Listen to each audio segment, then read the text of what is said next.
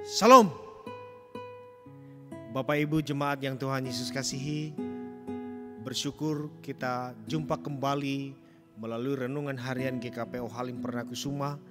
Kita akan membaca, mendengar dan merenungkan akan sabda Tuhan, dan biarlah kita dengan kesungguhan hati mempedomaninya di dalam kehidupan kita hingga kita merasakan anugerah dan kasih Tuhan dalam kehidupan kita. Sebelum kita merenungkan kebenaran firman Tuhan, mari kita berdoa. Allah Bapa di sorga, Tuhan Yesus yang baik, terima kasih atas anugerah-Mu bagi kami, memberikan nafas kehidupan, kekuatan dan kesehatan, hingga kami dengan penuh keyakinan dan sungguh siap melakukan tugas aktivitas di sepanjang hari ini. Namun sebelumnya kami akan membaca, mendengar dan merenungkan akan sabda-Mu. Berilah kami kekuatan-Mu ya Tuhan, untuk mampu kuat melakukan firman-Mu dalam hidup kami. Terima kasih ya Tuhan Yesus, berfirmanlah, kami siap mendengarnya. Amin. 1 Timotius 1 ayat 15. Kristus Yesus datang ke dunia untuk menyelamatkan orang berdosa, dan di antara mereka akulah yang paling berdosa. Melalui firman Tuhan ini kita merenungkannya dengan tema anugerah yang tidak selayaknya kita terima. Bapak Ibu, pernahkah kita menonton, menyaksikan, bahkan mungkin kita adalah peserta dari sebuah lomba. Namun di akhir lomba tentu ada penilaian dan pemberian hadiah. Dan ternyata menurut kita, tim atau orang yang harusnya menang diberi hadiah adalah si A. Tapi oleh dewan juri atau mungkin panitia memberikannya kepada si C. Pernahkah kita melihat dan bahkan mungkin dalam tanda petik korban akan hal itu? Saya yakin pernah ya. Pernah. Di Indonesian Idol beberapa kali saya ikut setiap seasonnya. Mulai dari Indonesian Idol yang pertama sampai dengan yang terakhir. Yang terakhir-terakhir ini, 3 tahun terakhir ini saya tidak lihat lagi. Karena mungkin tidak diselenggarakan atau karena jam tayangnya tidak sesuai dengan waktu yang tepat buat saya. Intinya bahwa Bapak Ibu, saya yakin kita pernah melihat, menyaksikan, bahkan mungkin menjadi korban atas penilaian dewan juri dan panitia dan memberikan hadiah kepada orang yang tidak tepat. Sesungguhnya kita semua menerima hadiah yang tidak selayaknya kita terima dari Tuhan. Kita mau melihat anugerah apa itu. Di sini Paulus mengatakannya demikian. Kristus Yesus datang ke dunia untuk menyelamatkan orang berdosa, dan di antara mereka akulah yang paling berdosa. Bacaan nas kita. Meski Paulus tadinya seorang penghujat dan seorang penganiaya dan seorang ganas, kasih karunia Tuhan kita itu telah dikaruniakan dengan limpahnya kepadanya. Tuhan Yesus yang telah bangkit memberi Rasul Paulus pengertian yang mendalam tentang kasih karunia yang diterimanya secara cuma-cuma. Alhasil ia belajar apa artinya menjadi seseorang yang tidak selayaknya menerima karunia tersebut.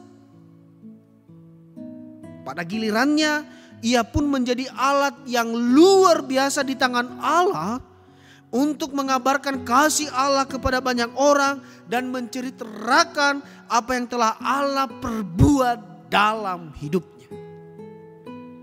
Luar biasa bukan? Dia dulu seorang penganiaya. Dia begitu kejam terhadap orang-orang Kristen, pengikut Yesus. Dia adalah seorang yang ganas, sehingga secara kriteria dan secara logika kita manusia tidak layak Paulus menerima kasih karunia Tuhan. Karena kalau dibilang orang berdosa, dia adalah orang yang paling berdosa, bahkan dia sendiri mengakuinya. Tetapi kasih karunia itu diterimanya dari Tuhan. Bapak Ibu, coba kita membayangkan hidup kita. Layakkah saya dan saudara menerima kasih karunia Tuhan? Bila kita melihat masa lalu kita yang begitu gelap, hidup dalam dosa dan lain sebagainya. Tetapi ternyata Tuhan memilih saya dan saudara untuk menerima kasih karunia-Nya dengan cuma-cuma.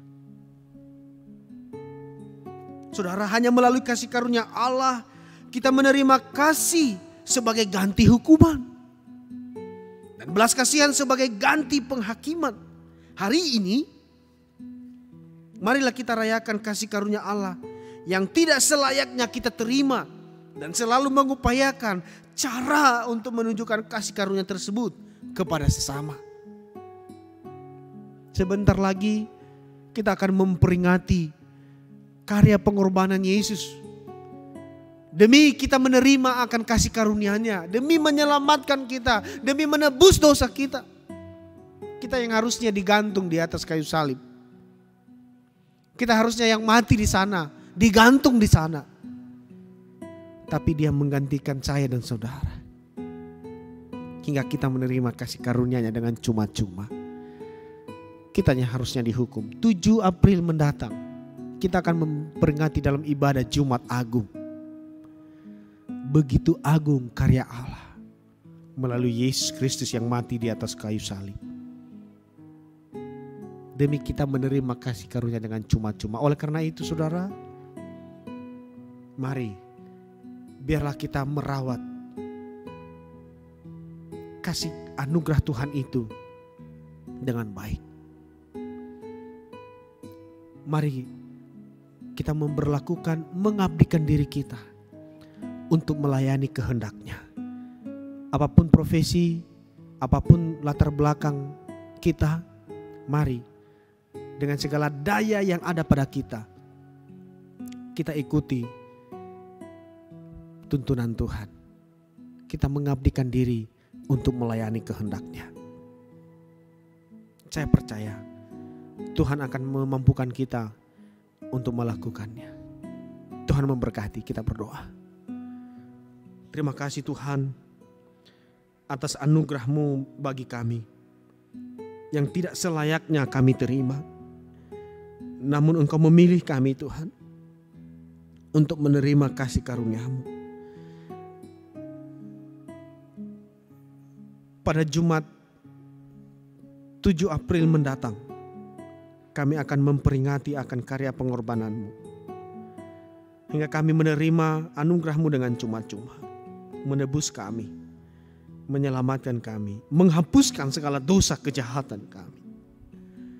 Terima kasih Tuhan, tolonglah kami hingga kami mampu mengabdikan diri kami untuk melayani kehendak-Mu.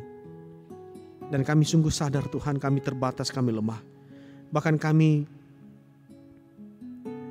penuh dengan sakit penyakit. Kami mengimani akan darah-Mu yang akan menyucikan, menyembuhkan. Oleh bilur-bilur-Mu kami menjadi sembuh. Maka kami yang sakit, sembuhkanlah ya Tuhan oleh kuasa bilur-bilur-Mu. Kami yang berbeban berat, berikan kelegaan. Kami yang dalam pergumulan keluarga rumah tangga, Tuhan anugerahkan kebahagiaan. Usaha pekerjaan kami, Tuhanlah yang membuat berhasil. Anak-anak kami dalam pertumbuhan dan pendidikan masa depan mereka, Tuhanlah yang menganugerahkan yang terbaik, masa depan yang kilang gemilang bagi anak-anak kami. Terima kasih Tuhan, terpujilah nama-Mu. Dalam nama Yesus kami mengucap syukur dan berdoa. Amin.